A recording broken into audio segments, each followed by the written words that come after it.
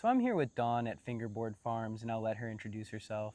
Hi, I'm Dawn Gordon, Fingerboard farm owner, farm her of this magnificent hemp farm. We're an agritourism farm stay. We've been growing hemp for 6 years and hosting families throughout the world for 9 years on our 25-acre beautiful farm here in Iamsville.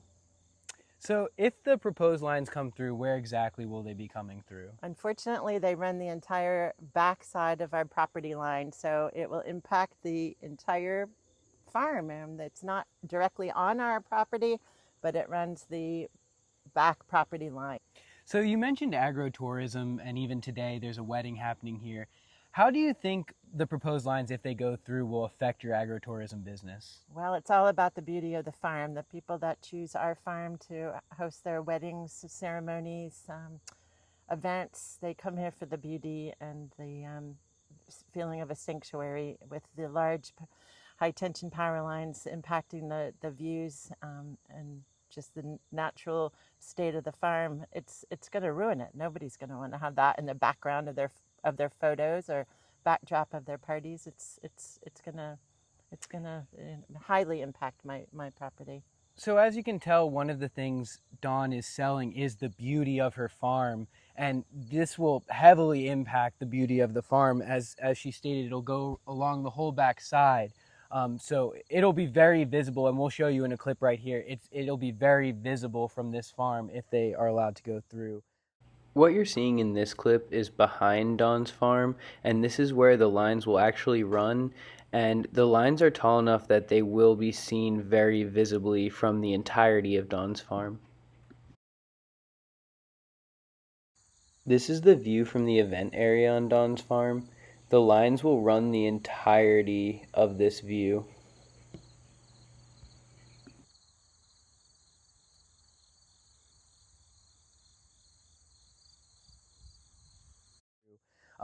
One thing I wanted to touch on is we talk about affected farmers. Now, Dawn is a farmer, but she's not your traditional type of farmer. I just want to elaborate a little bit about what you grow and how you grow it. Sure. So not only are we a hemp farm, but we grow garden market, tomatoes, peppers. We do test plots for lemongrass and chicory root. We also grow squash, as well as market vegetables to sell for the home grower. So we not only grow the hemp, but we also do garden vegetables.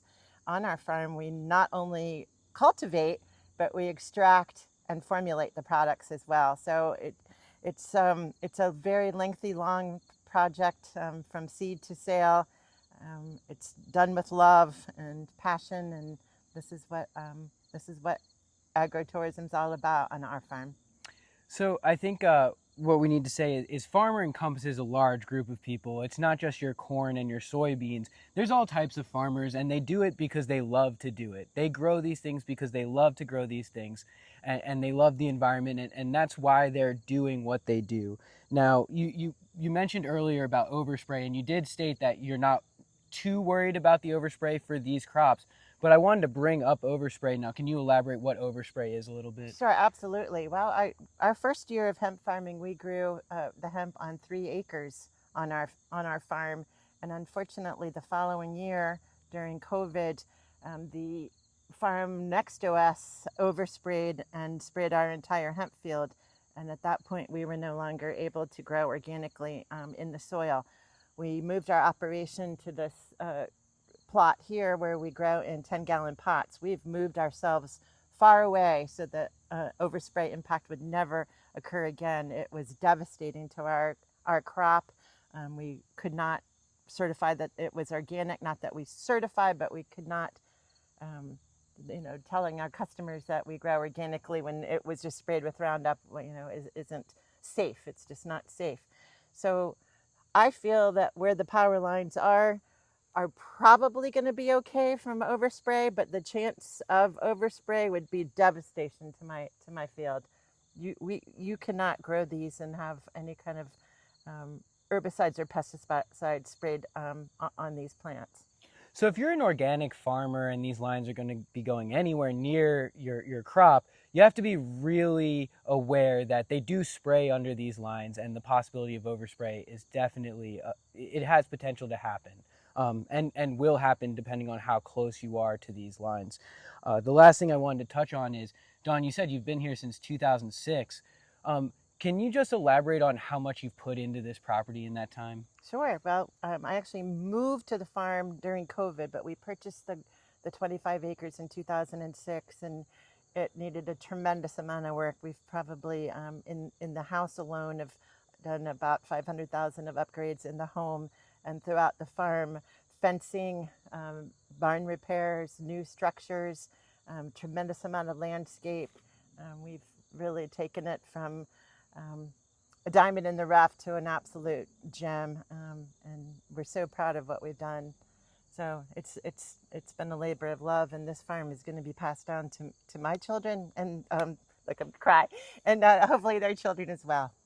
So people like Dawn have put great investments into their properties because you thought it was an investment. You saw it as an investment. Absolutely. I'm a commercial real estate broker, and when we purchased this property, it was 100% for an investment. My vision really was never to be a hemp farmer. It was an investment property that we would probably flip it at some time. We fell in love with the property and decided this is going to be a legacy farm. Yeah.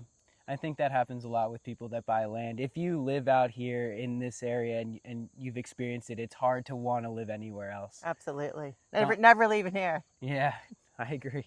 Dawn, thank you so much for your time. Thank you so much. Thank you for your time.